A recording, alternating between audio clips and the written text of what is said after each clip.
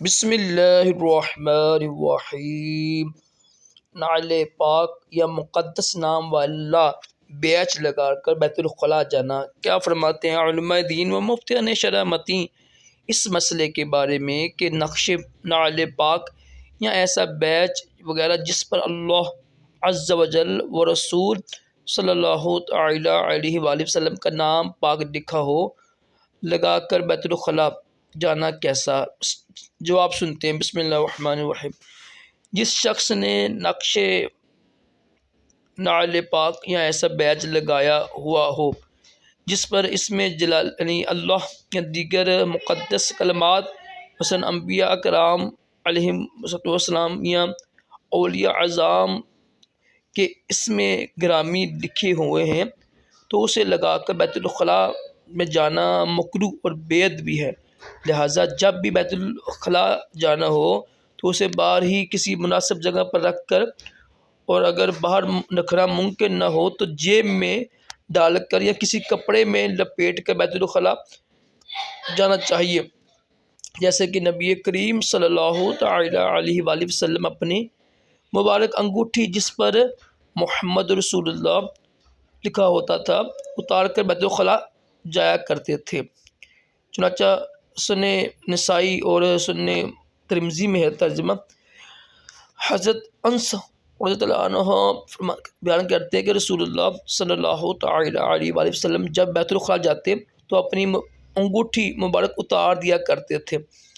مذکورہ حدیث پاک کے تحت علامہ علی قاری حنفی رحمۃ اللہ لکھتے ہیں ترجمہ، کیونکہ اس پر یہ کلمات یعنی محمد رسول اللہ صلی اللہ علیہ وسلم لکھے ہوئے تھے، اور حدیث پاک میں اس بات کی دلیل ہے کہ استنجا کرنے والے پر لازم ہے کہ اللہ پاک اور رسول اللہ صلی اللہ تعالی علیہ وسلم کی اسم گرامی نیز قرآن پاک کو الگ رکھ کر جائے۔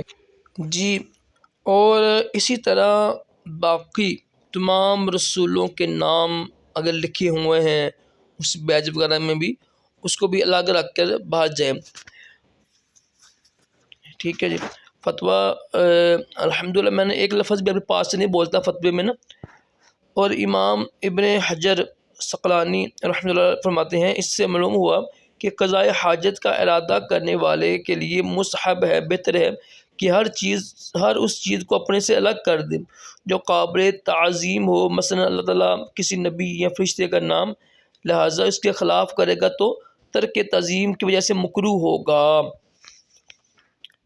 یہ کتاب کا ہے ترجمہ۔ اور جس کی انگلی میں ایسی انگوٹھی ہو جس پر قرآن کریم میں سے کچھ کلمات یا اللہ تعالیٰ کا کوئی اسم مبارک لکھا ہو تو بیت الخلاء میں داخل ہونا مکروہ ہے، کیونکہ اس میں ترک تعظیم ہے۔ سیدی اعلیٰ حضرت امام احمد امام اہل سنت الشاہ امام احمد رضا خان علیہ رحمۃ اللہ تعالی علیہ لکھتے ہیں جس کے ہاتھ میں ایسی انگوٹھی ہو جس پہ قرآن پاک میں سے کچھ کلمات یا مبارک یعنی مبارک نام جیسے اللہ پاک کا اسم مبارک یا قرآن پاک کا اسم نام یا اسم انبیاء اور ملائکہ یعنی رسولوں یا نبیوں کے نام یا فرشتوں کے نام لکھے ہیں ہوں تو اسے حکم ہے کہ جب وہ بیت الخلاء یعنی تو یہ باتھ روم جائے نا تو اپنے ہاتھ سے انگوٹھی نکال کر باہر رکھ دے، بہتر یہی ہے، اور میں اس کے ضائع ہونے کا خوف ہے۔ اچھا دیکھا ہوا اگر اس کے ضائع ہونے کا خوف ہے تو جیب میں ڈال کر یا کسی دوسری چیز میں لپیٹ کر جائے، یہ بھی جائز ہے، ٹھیک ہے، اگرچہ بے ضرورت اس سے بچنا بہتر ہے۔ اگر ان صورتوں میں بھی کوئی بھی نہ جائے اور یوں ہی یعنی بیت الخلاء میں نہ چل جائے تو بھی ایسا کرنا مکروہ ہے۔ یعنی اوپر لکھا ہوا ہے کہ اگر دیکھو نا چوری یعنی خوف ہے کہ چوری ہو جائے گی تو پھر جیب ڈال کر لے کے جائے یا کسی چیز میں لپیٹ کر لے جائے، یہ جائز ہے، ٹھیک ہے، اگرچہ بے ضرورت اس سے بچنا بہتر ہے۔ اگر ان صورتوں میں کوئی بھی نہ پائی جائے یہ جو نہیں خوف ہو چوری کا خوف نہ ہے تو پھر مکروہ ہے۔